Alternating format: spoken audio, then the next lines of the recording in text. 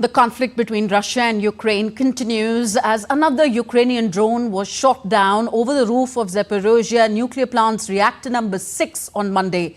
The drone fell over the roof of the reactor, resulting in its shutdown. Russia has demanded world leaders to respond to Ukraine's alleged attack on the Zaporizhzhia nuclear power station, calling it nuclear terrorism. Russia's State Nuclear Corporation claims Ukraine carried out 3 drone attacks on the plant on Sunday. The first injured 3 people near the canteen. The second one attacked a cargo area. And lastly, the dome above one of the plant's reactors was targeted. Ukraine denied any involvement.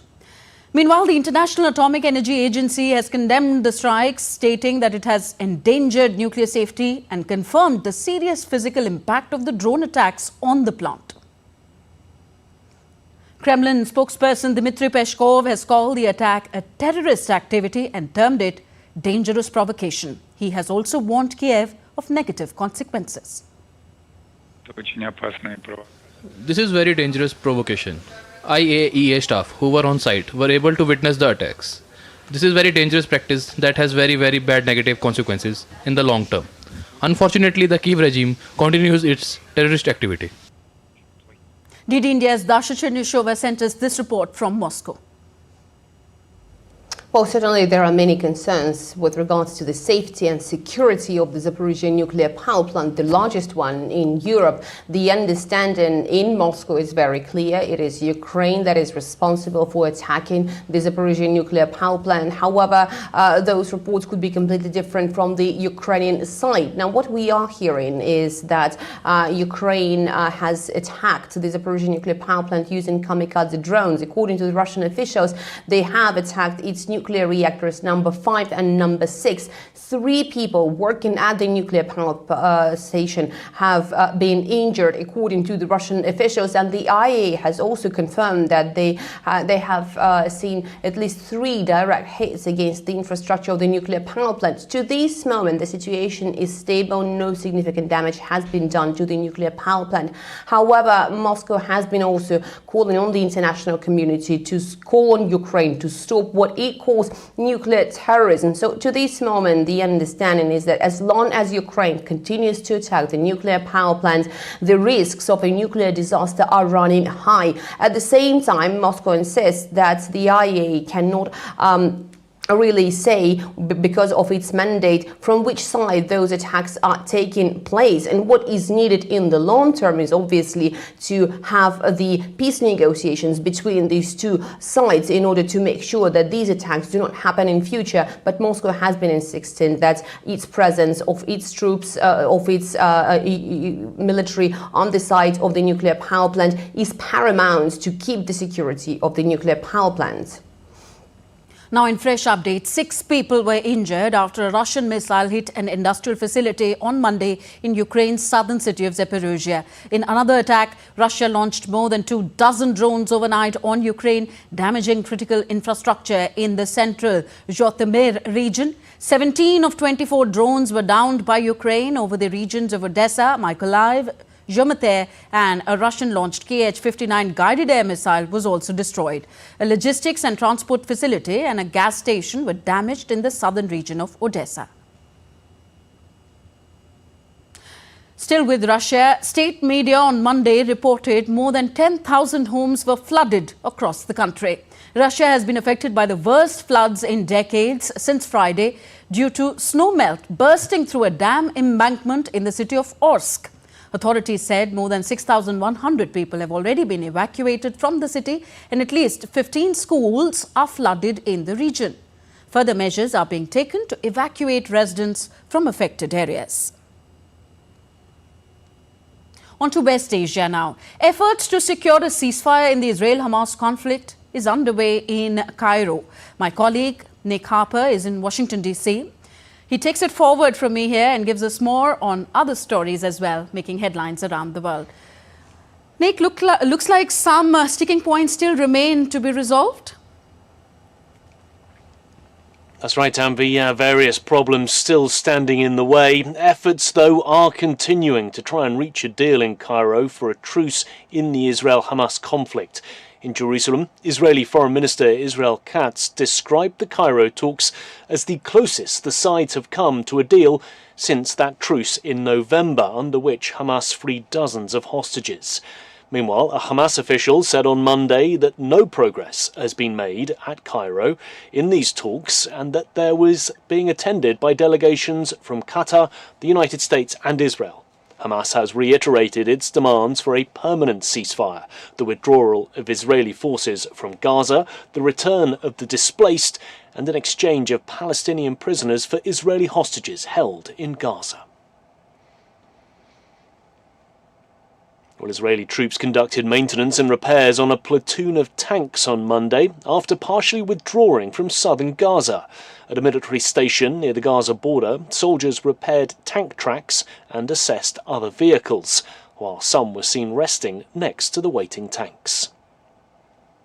Israel has withdrawn many of its soldiers from southern Gaza, leaving just one brigade in the area. Israeli Defense Minister Yoav Gallant said the troops were leaving to prepare for their follow-up missions. The forces are exiting and preparing for their next missions. We saw examples of such missions in the Shifa operation and also of their coming mission in the Rafah area. The US says the Israeli military's reduction in troops in southern Gaza appears to be a rest and refit and not necessarily indicative of any new operations. In an interview, White House National Security spokesman John Kirby reiterated the US's position against any ground military operation in Rafah. Kirby's remarks came as Israel's military announced it had withdrawn its forces from Khan Yunis and was pulling down its troop presence to one of the lowest levels since the conflict began. An Israeli airstrike in southern Lebanon on Monday resulted in the death of a Hezbollah field commander. The United Nations warned that shelling was spreading and urged for a halt to the violence. Hezbollah and the Israeli military have been exchanging fire across Lebanon's southern frontier in parallel with the conflict in Gaza. The Israeli military identified the commander as Ali Ahmed Hassin and said he was responsible for planning and executing attacks against Israel. To the US now, where presidential candidate Donald Trump on Monday said he still believed abortion laws should be determined by individual US states, but he remained silent on the issue of a national ban on abortion. Trump reiterated his support for the availability of in vitro fertilization and said he supported exceptions for abortions for rape, incest, and to protect the life of the mother. Ahead of his White House bid in November's presidential election, Trump said the states will decide on the fate of abortion laws by vote or legislation, or perhaps both. My view is now that we have abortion where everybody wanted it from a legal standpoint, the states will determine by vote or legislation or perhaps both, and whatever they decide must be the law of the land, in this case, the law of the state. Many states will be different. Many will have a different number of weeks, or some will have more conservative than others, and that's what they will be. At the end of the day, this is all about the will of the people. You must follow your heart or, in many cases, your religion or your faith. Meanwhile, according to his campaign, the former president raised more than $50 million in one night at a Florida fundraiser. As our Washington correspondent Jagruth Dave reports, Trump is still playing catch-up on campaign finances with his rival Joe Biden, even though this latest haul is twice what Mr. Biden raised at a New York event last month. This apparently record-breaking fundraiser was hosted by billionaire John Paulson at his Palm Beach home on Saturday. Donald Trump is courting major donors to try and bridge the funding gap between himself and his rival, the US President Joe Biden. According to Mr. Biden's campaign, he went into April with $192 million. That's compared to Donald Trump's $93.1 million. Now, Donald Trump gave a 45-minute speech at this event to an audience of almost 120 people. That's according to some people who were there. And some attendees reportedly donated $814,600 for the event.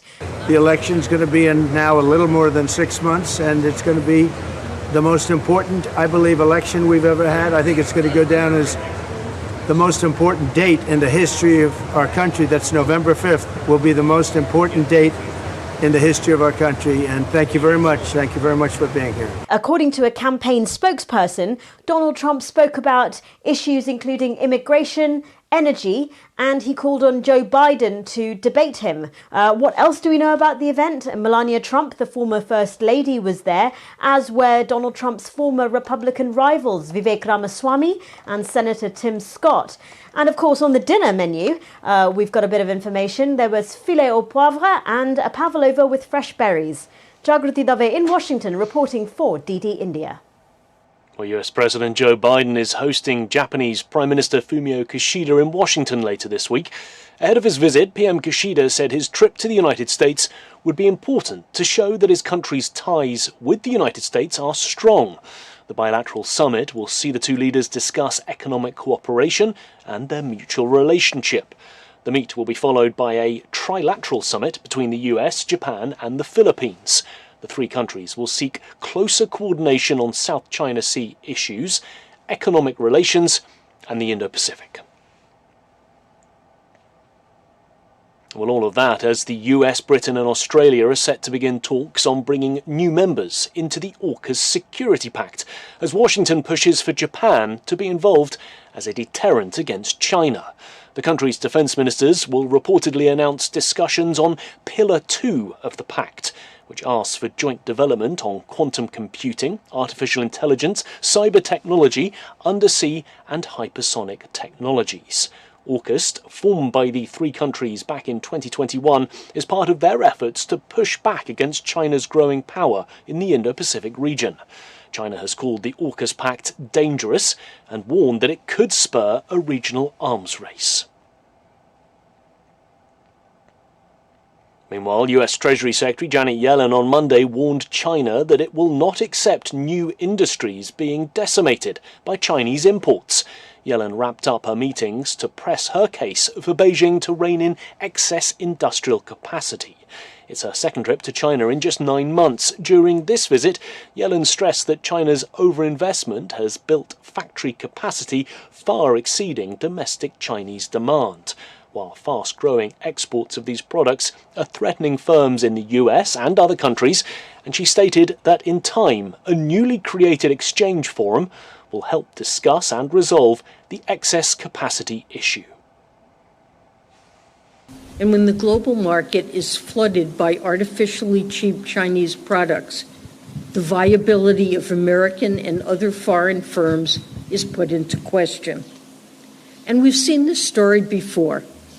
Over a decade ago, massive PRC government support led to below-cost Chinese steel that flooded the global market and decimated industries across the world and in the United States. I've made clear that President Biden and I will not accept that reality again. The US Commerce Department said it will award Taiwan Semiconductor Manufacturing Company a $6.6 billion subsidy for advanced semiconductor production in Arizona and up to $5 billion in low-cost government loans. The Commerce Department announced that TSMC agreed to expand its planned investment from $25 billion to $65 billion and to add a third Arizona plant by the year 2030. The Taiwanese company is set to produce the world's most advanced 2-nanometer technology at its second Arizona facility in 2028. Well, millions of people in North America are looking to the skies this Monday and awaiting the total solar eclipse that will take place in just a few hours' time. Spectators arrived early for the sunrise at Niagara Falls ahead of a once-in-a-lifetime eclipse. The total solar eclipse will be visible across a 185-kilometre stretch between Mexico, the United States and Canada. The events will last about 2.5 hours. However, total darkness will last for only about 4 minutes. According to NASA, the eclipse will begin over the South Pacific, with its path reaching Mexico's Pacific coast at around 11:07 a.m. Pacific time before heading here to the United States. Or something to watch out a little later on. Tanvi, I'm going to hand it back to you in the studio. That's it from me here in Washington, D.C. Thank you very much, Nick, for all those updates. Nick Harper joining us from Washington, D.C. You're watching DD India Global, still to come on the show. Grim pictures emerge from northern Mozambique after a ferry accident kills at least 94, dozens missing. Political leaders crisscross the nation to woo voters on the last date of nomination withdrawal for the second phase of the Great Indian Election.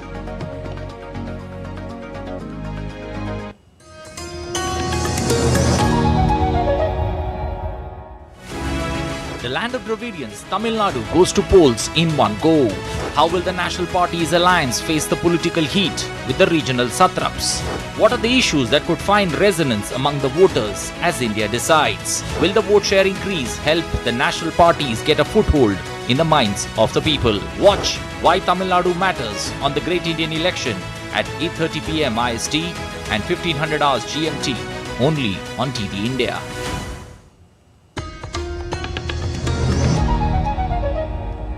Thank you for staying with us on DD India Global. I am Tanvi Taneja.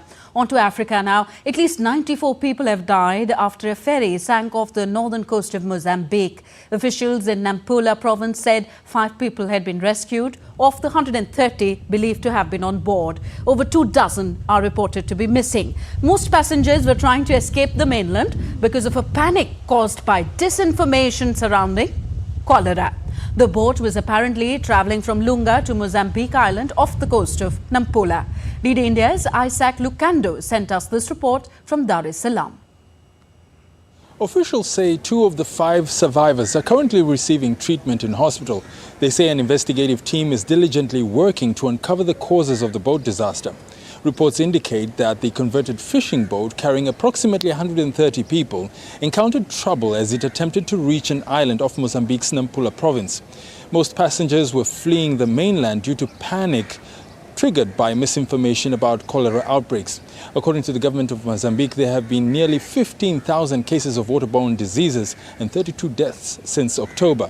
Nampula is the worst affected region, accounting for a third of all cases. Recently, the province has experienced a surge in refugees fleeing jihadist attacks in neighboring Cabo Delgado. The ill-fated boat was en route to the island of Mozambique, a historic coral islet that formerly served as the capital of Portuguese East Africa and lends its name to the nation. Isaac Lucando in Dar es Salaam, reporting for DD India. Back to Europe. First, 20 German soldiers on Monday arrived in Lithuania on permanent deployment. The development came after the 2 countries had agreed to station a German brigade in the Baltic state late last year. During a brief farewell ceremony at Berlin airport, German Defense Minister Boris Pistorius said it was for the first time France is permanently stationing such a unit outside Germany. Meanwhile, Kremlin says German military presence in Lithuania will escalate tensions. And now we get you all the buzz in the run-up to the world's largest democratic elections in India.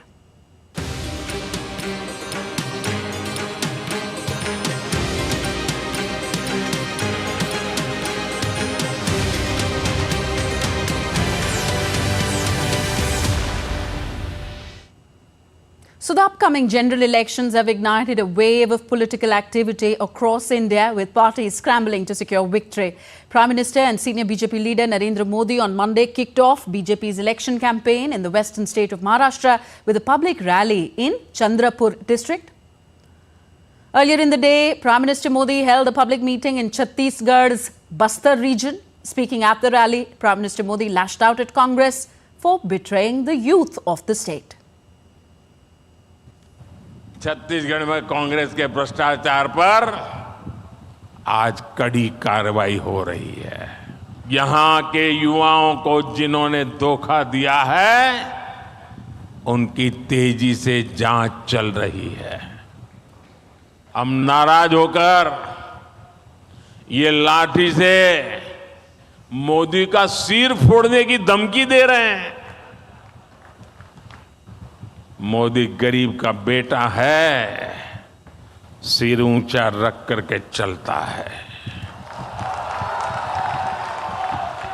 Modi इनकी धमकियों से डरने वाला नहीं है।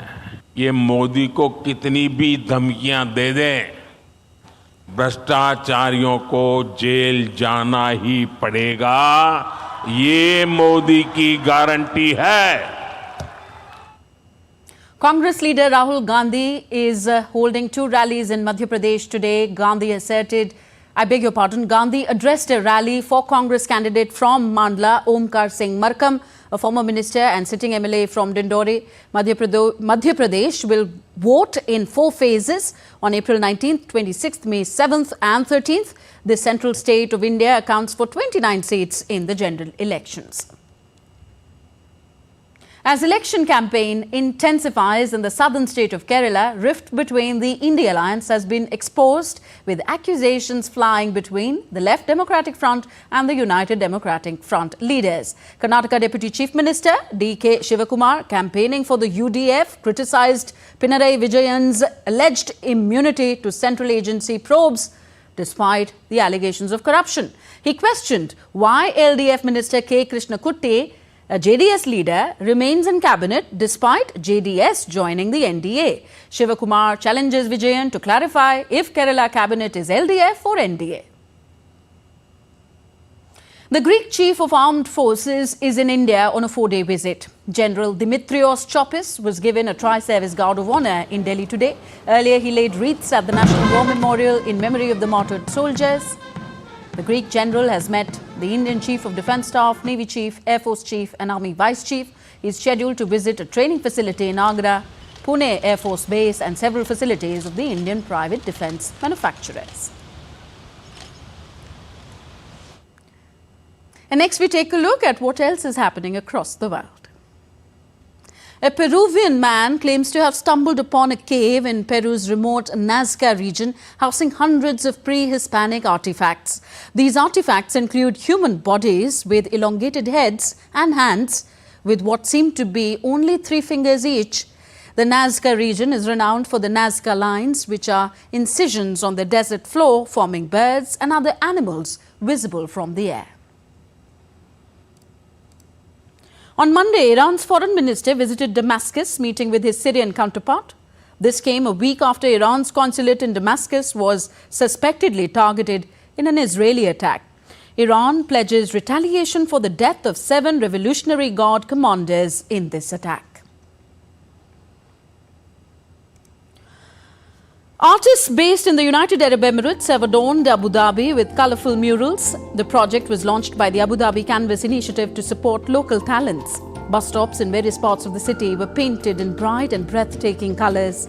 Artists dedicated up to 800 hours in creating their masterpieces.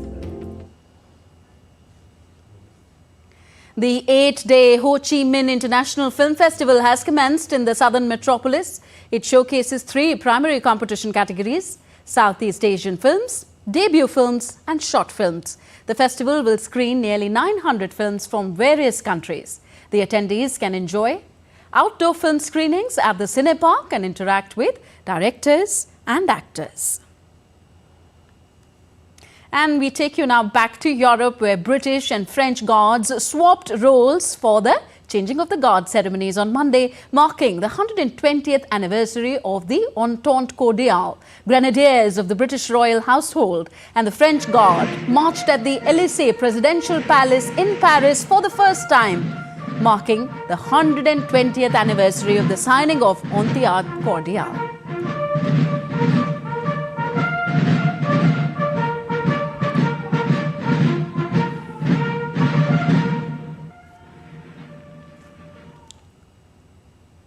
So that's it in this edition of DD India Global. Do let us know your thoughts on the news of the day. Connect with us on Facebook, X, formerly Twitter and Instagram. You can also find us online at ddindia.co.in. We will be back with more news as it breaks here on DD India. I'm Tanvi Taneja from my entire team in New Delhi. Thank you for watching. Namaskar.